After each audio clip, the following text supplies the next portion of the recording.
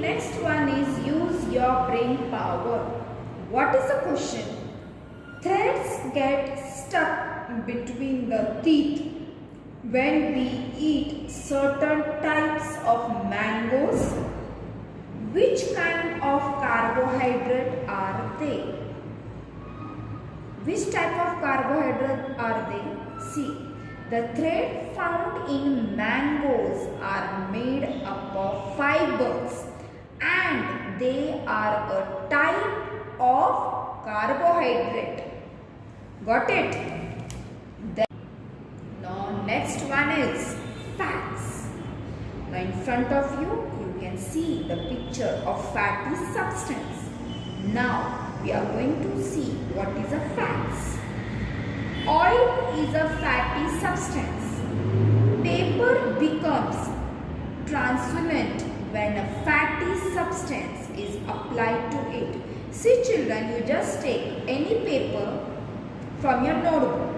Means a paper which is of no use, you have scribbled on it or you have written something on it and it is of no use. You just take that paper and put oil on that paper. See that paper becomes translucent. Got it? Paper becoming translucent is a sign of the presence of fat in the food stuff kept on it. Means here they are telling that when the paper is becoming translucent, it is a sign of the presence of fat in the food stuff kept on it. Fats in our food also provide energy to our body. They give twice as much energy as carbohydrates. But we include a smaller quantity of this constituent in our diet like cream, butter, ghee, oil are example of fat.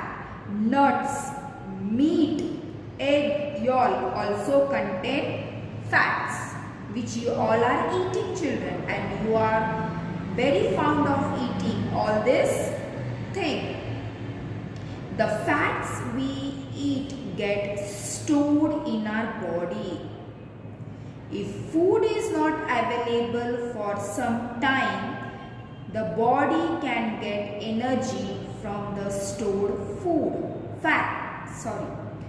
See here children, they are telling us that the fats we eat get stored in our body. It is stored in our body and when the food is not available for some time, the body can get energy from the stored fat. Got it? There is a layer of fat under our skin. It gives shapes to the body and like a blanket also prevents loss of heat from the body. Now the next one is, can you tell? Why are boxes of fragile articles like TV, refrigerator, light bulbs, glasses, mirrors packed with corrugated cardboards, thermocol or bubble wrap? Now what will be the answer for this? The corrugated cardboards, thermocol or bubble wrap absorb the shocks when there is a jerky movement and protect the fragile articles from getting damaged. Therefore, they are used for packing these fragile articles. I am repeating again. The corrugated cardboards, thermocol or bubble wrap absorb the shocks when there is a jerky movements and protect the fragile articles from getting damaged. Therefore, they are used for packing these fragile articles.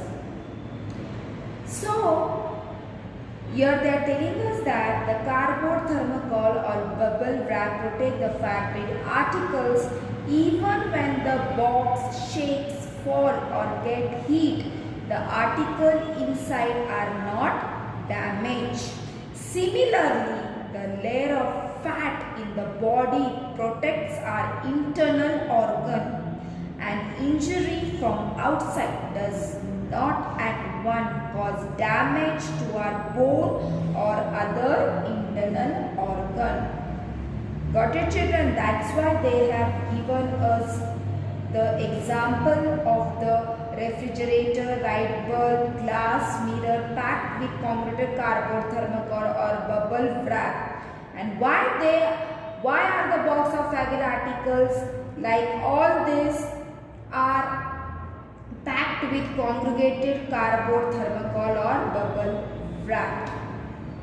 Because an injury from outside does not at once cause damage to our bone or other internal organ. Now next one is use your brain power.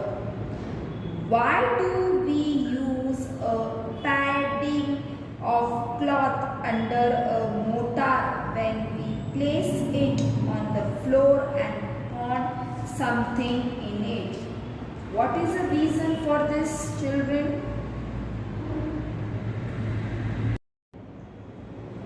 Why do we use that? Here, the cloth serves as shock absorbers. It prevents the floor from getting damaged from the vibrations of the mortar and pestle by absorbing these vibrations.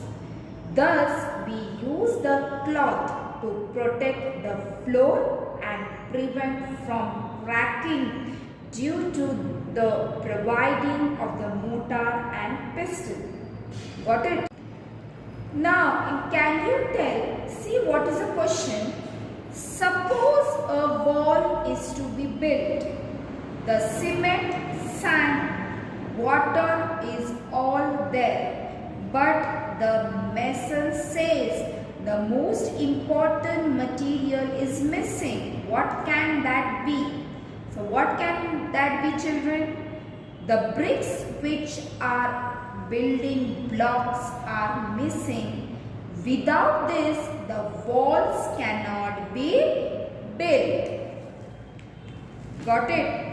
Now let us start with the next one, that is protein. Now children, what is protein? Up to now we have seen very first one was carbohydrates. Then after that we have learnt about sugar, then fiber, fats, and now we will see the important one, that is protein. Now protein is very important for our body. Why? Because it helps in healing and repairing of our body, which undergoes wear and tear continuously, and it also helps in building muscles. Therefore, they are called building blocks of our body. Why they are called blocks of our body? Because it undergoes wear and tear continuously, and it also helps in building muscle. Now see, in front of you, you can see the major sources of protein, and you all must be eating this, which is very important for our body in our day-to-day life. So just as stones and bricks are the building blocks needed for a wall, proteins are the building blocks of our body. Of course, see here, for they have given here the example of the stone and the bricks, they are the building blocks which are needed for the constructing of the wall. In the same way, proteins are the building blocks of our body.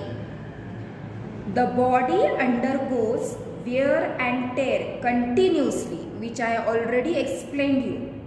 Sometimes it gets injured, but the healing and repair of our body goes on all the time without our being aware of it. Proteins are necessary for that purpose. Proteins are required in plenty during the growing years of a person's life. All the different dals, pulses, groundnut, milk and milk product like yogurt, khoya and paneer, eggs, meat and fish are rich sources of protein. To get the required protein, our daily diet should include dal, pulses as well as milk and milk product. See children, your parents are always behind you that you should take a good diet. Why? Because if you take the good diet, the resistant power of your body increase. And you should always eat dal, pulses as well as milk and milk product. See, in the morning or going to the bed, you should drink the milk. Because from milk we get the protein. Side by side, you should eat the non-veggies such as meat, egg and fish, from which you get the proteins, which are very important for our body. So, our body requires carbohydrates, fats and protein in large proportion. These food constituents are called micronutrients. What it is called? It is called as micronutrients. Now what are the micronutrients? It is already explained, but in front of you they have showed here micronutrients are carbohydrates, fats and protein. Now we are going to start with the next one.